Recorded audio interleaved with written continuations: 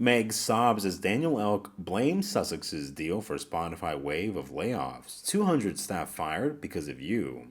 In the wake of the massive wave of layoffs, Spotify has also laid off an additional 200 employees related to the podcast division. It's known that this is the division that has taken wrong steps and caused losses for the corporation. The wrong move was to invest in a less than promising project like Meghan's podcast. That's caused 200 employees to lose their jobs forever, and Spotify's CEO has directly blamed the Sussexes for this.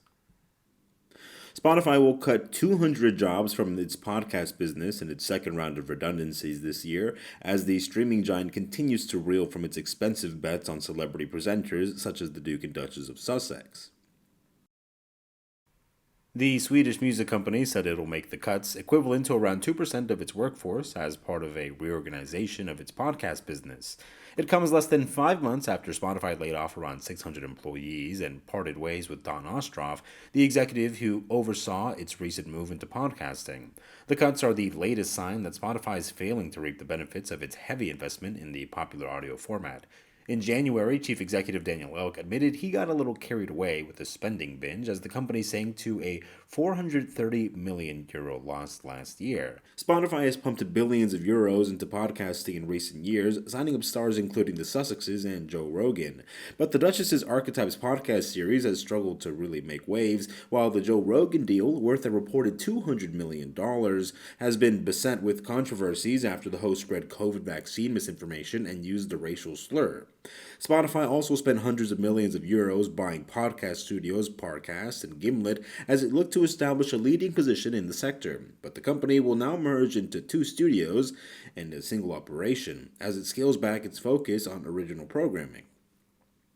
Instead, Spotify will rely more heavily on deals with third-party producers. Sahara El-Abashi, head of Spotify's podcast division now, wrote in a blog post, "We are expanding our partnership efforts with leading podcasters from across the globe with a tailored approach optimized for each show and each creator."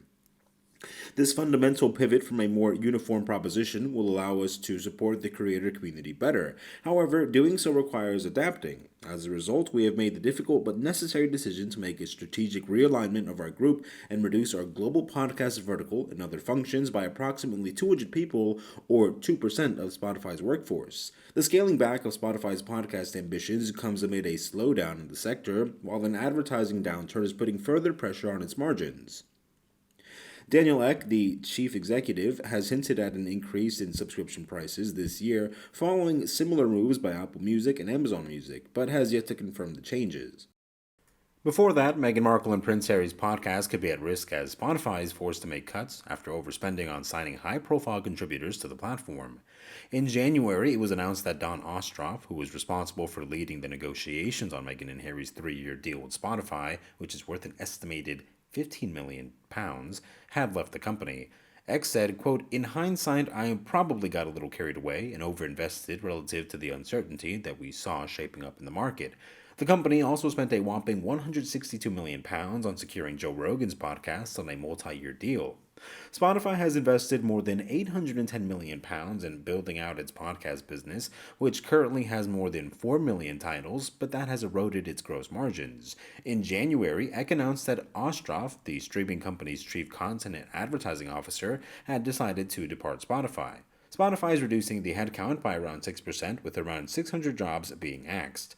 Mr. Ek, 39, said in a blog post, "I was too ambitious in investing ahead of our revenue growth. The restructuring will see Ostroff's role merged into the role of Chief Business Officer."